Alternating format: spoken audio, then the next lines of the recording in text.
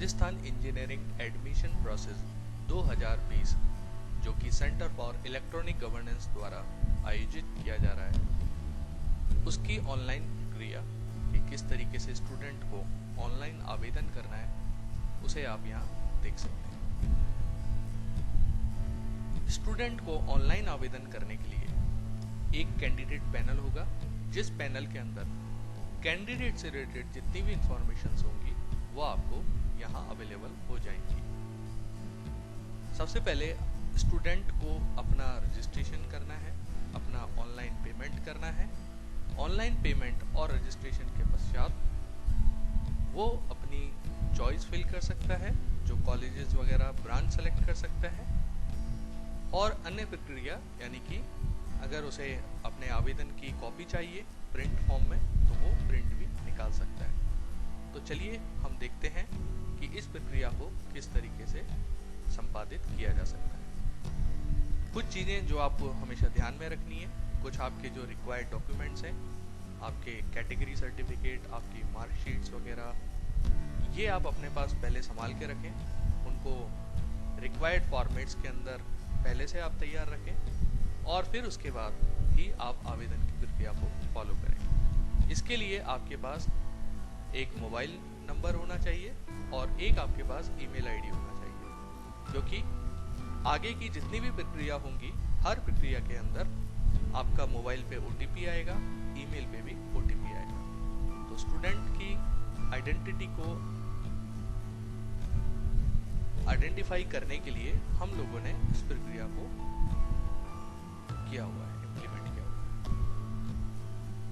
है। सबसे पहला काम, आप इस हाइपर लिंक के ऊपर क्लिक करेंगे, click here for dashboard registration in BE-BTech course. इसके ऊपर आने के बाद आप इसके अंदर जितने भी आपको इन्फॉर्मेशन दी हुई है उनको आप एक बार अच्छे से पढ़ लें। इसके अलावा ये इन्फॉर्मेशन बुकलेट है जहाँ पर आपके जो आवेदन से रिलेटेड जितनी भी इंफॉर्मेशन हैं जो आपके लिए आगे फ्यूचर के पॉइंट ऑफ व्यू से काम में आएंगी वो आपको यहाँ मिल जाएंगी। तो आप यहाँ से क्लिक करके उसे डाउनलोड कर सकते हैं या उनको ऑनलाइन देख सकते हैं। सबसे पहला जो काम होगा वो हमने कुछ स्टेप्स के अंदर डिवाइड किया हुआ है। इसके अंदर मेजर 5 स्टेप्स आपके यहाँ होंगे, जिसमें सबसे पहले जो होगा वो रजिस्ट्रेशन होगा। तो रजिस्टर फॉर रीप 2012 ये एक कंटिन्यूअस प्रक्रिया है जिसके अंदर आपका रजिस्ट्रेशन, बेसिक रजिस्ट्रेशन और उसके अलावा ऑनलाइन पेमेंट, वो दोनों आपके यहाँ इम्प्लीमेंट हो जाएंगे। आपको पहले जो दिए हुए निर्देश हैं उनकी अंडरटेकिंग देनी है, देन प्रोसीड के ऊपर क्लिक करना है। प्रोसीड के ऊपर क्लिक करने के बाद आप यहाँ पर अपनी इंफॉर्मेशन को देते हैं। तो यहाँ मैं कुछ डमी इंफॉर्मेशन दे रहा हूँ, आप अपने अकॉर्डिंग अपनी इंफॉर्मेशन को यहाँ अवेलेबल कराएंगे। जैसे मैं यहाँ देता हूँ आशीष शर्मा,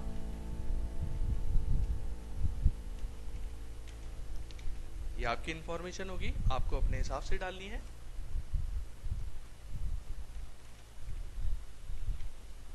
अपनी डेट ऑफ बर्थ को सेलेक्ट करें, जैसे मैं यहाँ से सेलेक्ट कर लेता हूँ 2011 जुलाई। इसके बाद अपना जेंडर सेलेक्ट करेंगे आप। आपको अपना मोबाइल नंबर देना है, जिस मोबाइल नंबर पर ओटीपी आपको मिलेगा।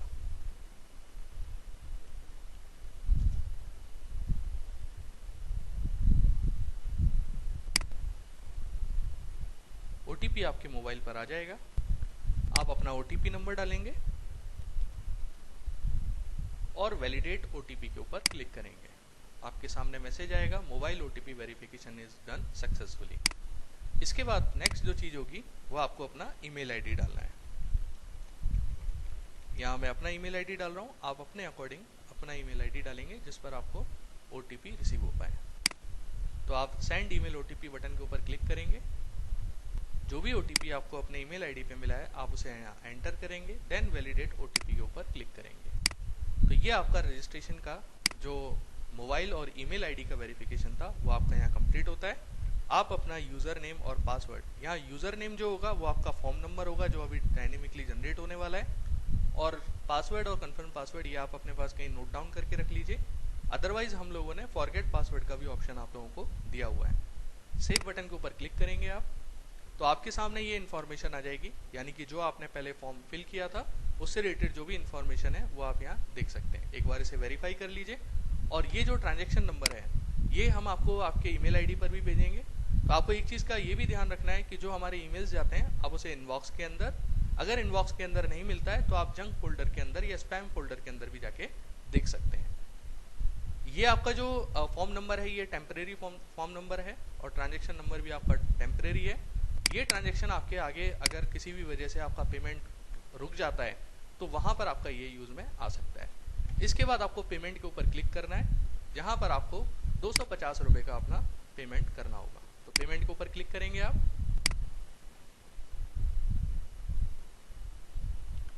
पेमेंट के ऊपर क्लिक करने के बाद आपको अपनी इंफॉर्मेशन यानी क्रेडिट कार्ड इंफॉर्मेशन और जो आपके क्रेडिट कार्ड है या डेबिट कार्ड है, जिस मोड में भी आप करना चाहते हैं, यूपीआई में करना चाहते हैं, जिस तरीके से भी आप करना चाहते हैं वो आप यहाँ कर सकते हैं।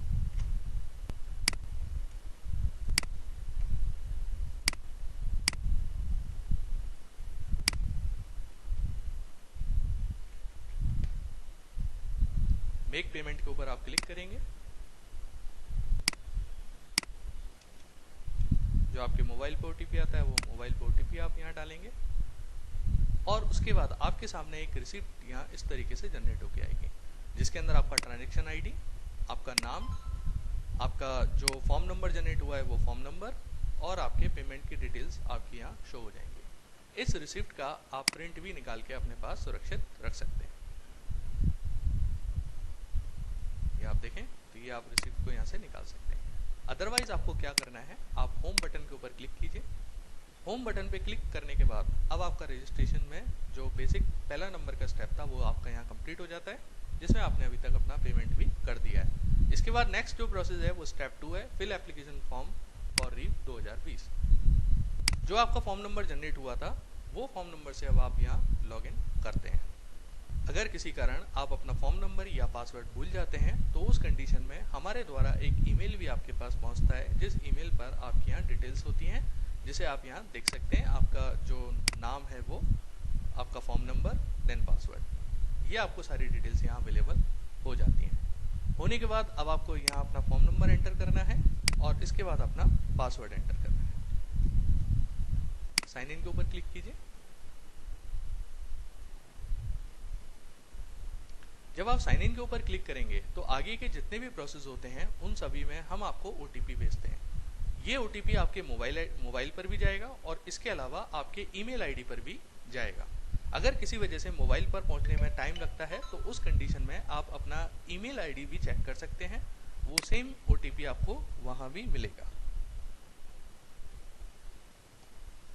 तो वैलिडेट ओटीपी के ऊपर क्लिक करेंगे तो आपके सामने इस तरीके से फॉर्म ओपन हो जाएगा। आपको यहाँ पर अपनी जेपीजी फाइल अपलोड करनी है। जो आपका फोटोग्राफ और सिग्नेचर है वो आप यहाँ अपलोड करेंगे। तो इसके लिए पहले फोटोग्राफ लेंगे। इसमें आप ध्यान रखिएगा फोटोग्राफ का जो साइज है वो 100 KB से ऊपर नहीं होना चाहिए और वो जेपीजी फॉर्मेट में होना चाहिए। तो मैं यहाँ से कुछ फोटोग्राफ और इनको सेव कर लेता हूँ। आपको ये सेव नहीं करने हैं, आपको अपने फोटोग्राफ और सिग्नेचर को सेव करना है। ये तो हम आपके लिए डमी एक आपकी सहायता के लिए हम इसे बना रहे हैं। सेव बटन के ऊपर क्लिक करेंगे। तो जब आप सेव बटन के ऊपर क्लिक कर देते हैं तो आप देखें आपका जो फोटो और सिग्नेचर होगा वो यहाँ विजिबल हो जाएगा। इसके अलावा आपकी कुछ बेसिक डिटेल्स आएंगी और यहाँ आपको अपनी जो अदर इन्फॉर्मेशन है उनको बहुत ही सावधानी के साथ आपको यहाँ फिल करना है। सबसे पहले आप डोमिसाइल स्टेट को सिलेक्ट करेंगे। मान के चलिए मैं राजस्थान से हूँ, मैंने राजस्थान को सिलेक्ट किया। देन आप अपनी कैटेगरी सेलेक्ट करेंगे, जिस भी कैटेगरी से आप बिलोंग करते हैं। मैं यहाँ से जनरल को सिलेक्ट करता हूँ। एंटर सब कैटेगरी, जिसमें आपके डिसेबिलिटी और नन आ रहा है तो आप इसे सेलेक्ट करेंगे। डोमिसाइल डिस्ट्रिक्ट जहाँ से भी आप बिलोंग करते हैं, मैं जैसे जयपुर सेलेक्ट कर लेता हूँ। तहसील आप यहाँ पर जो भी आप जिस तहसील से हो आप उस तहसील को यहाँ सेलेक्ट कर सकते हैं। अगर आप एक एक्स सर्विसमैन हैं तो यहाँ से यस और नो के 2 ऑप्शंस हैं। अगर मैं अभी यहाँ नो कर देता हूँ, अगर यस करता हूँ तो मैं यहाँ से सब कैटेगरी और मुझे यहाँ सेलेक्ट करनी पड़ेगी। मुझे बताना पड़ेगा कि मैं एक्स सर्विसमैन की किस कैटेगरी से बिलोंग करता हूँ। अदरवाइज आप यहाँ नो को सेलेक्ट करेंगे। कैंडिडेट की जो अदर डिटेल्स हैं, जैसे इंडियन है, रिलीजियन आपको भरना है, एरिया ऑफ रेजिडेंस आपको भरना है। आपको अपने जो अदर डिटेल्स हैं, आपके जो पेरेंटल इनकम है, फैमिली इनकम है, उसको भी आपको यहाँ डिफाइन करना पड़ेगा। जो भी आप यहाँ एंट्रीज दे रहे हैं उन एंट्रीज के ब्याह पर हम आपसे आगे सर्टिफिकेट्स भी मांगेंगे। जैसे कि अगर आप लेस देन 8 लाख का देते हैं तो आपको फैमिली इनकम सर्टिफिकेट भी आपको अपलोड करना पड़ेगा। इसके बाद आपको यहाँ अपना एड्रेस डालना है, जो भी जिस एड्रेस पे आप रहते हैं। एक करस्पॉन्डेंस एड्रेस हो गया आपका।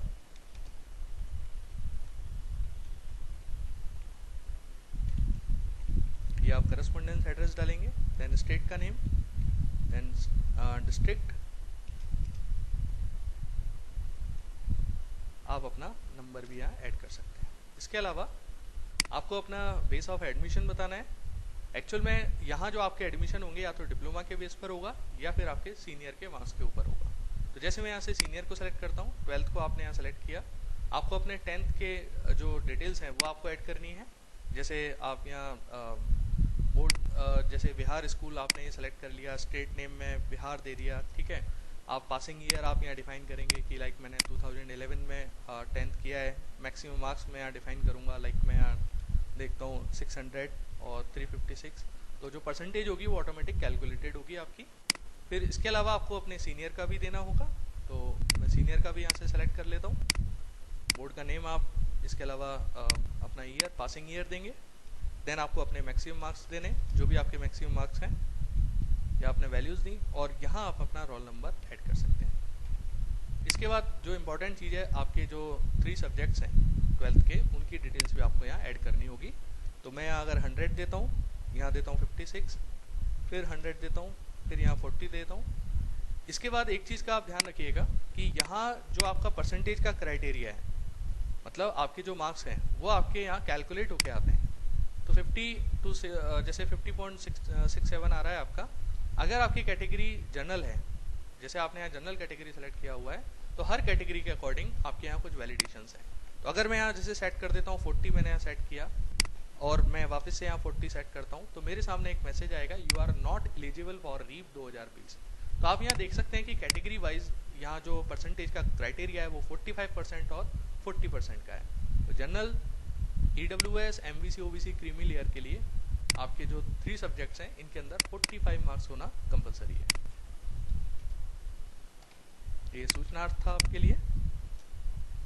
आप यहाँ देखें, आपकी परसेंटेज भी यहाँ कैलकुलेट होकर आ जाती है। देन सेव एंड कंटिन्यू के ऊपर क्लिक करेंगे।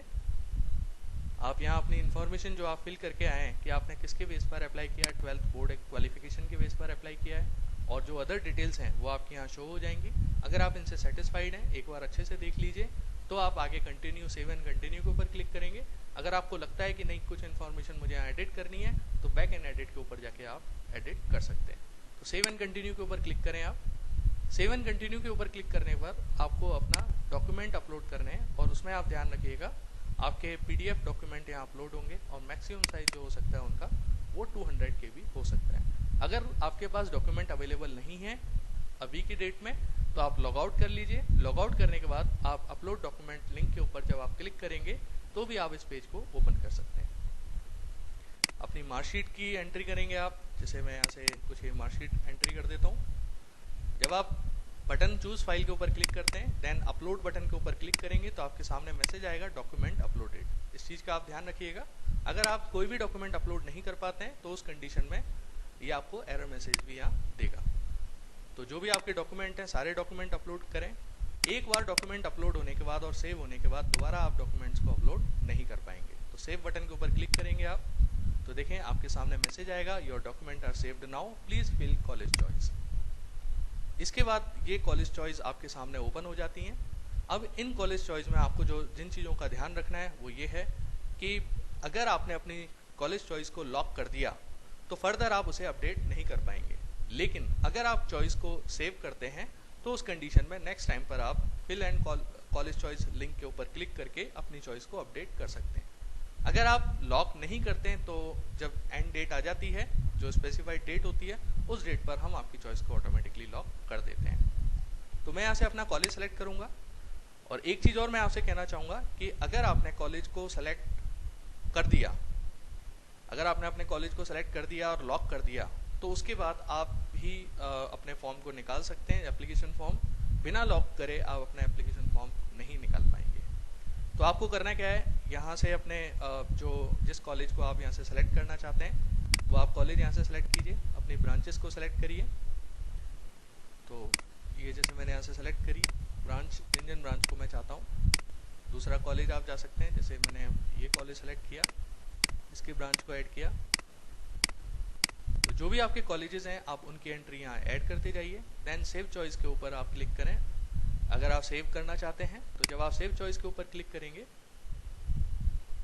तो आपकी चॉइस सेव हो जाएंगी। नेक्स्ट टाइम पर अगर आप लोड करते हैं इसको तो उस कंडीशन में आपकी जो चॉइस है वो आपके सामने शो होंगी, और फिर लॉक चॉइस के ऊपर अगर आप क्लिक करें तो ये आपकी चॉइस लॉक्ड हो जाएगी। लॉक्ड होने के बाद अगर आपको अपना फॉर्म प्रिंट करना है तो बिल्कुल आप लॉग आउट करिए।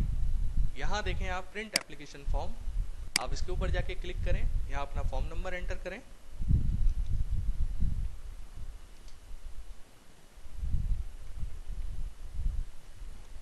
साइन इन के ऊपर क्लिक करें।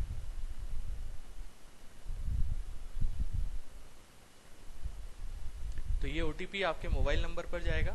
फॉर्म निकालने के लिए भी आपके मोबाइल और ईमेल आईडी दोनों पर ओटीपी पहुंचेगा।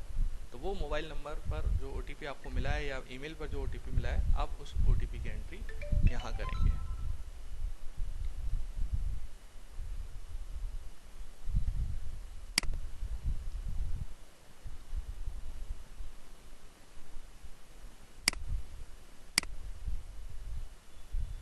इस तरीके से आपका ये फॉर्म यहाँ जनरेट हो जाता है, जिसमें आपकी जो चॉइस आपने फिल करी थी वो चॉइस आ रही है, आपके मार्क्स आ रहे हैं, और जो अदर डिटेल्स आपने फिल करी थी वो डिटेल्स आपके यहाँ शो हो रही हैं। आप यहाँ से इसका प्रिंट निकाल सकते हैं और अपने पास सेव कर सकते हैं। और अगर आप ये प्रोसीजर जब कंप्लीट कर देते हैं देन आप लॉग आउट बटन के ऊपर भी क्लिक कर सकते हैं। ये कंप्लीट प्रक्रिया थी आपकी कि किस तरीके से आपको रीप 2020 के अंदर अप्लाई करना है। Thank you.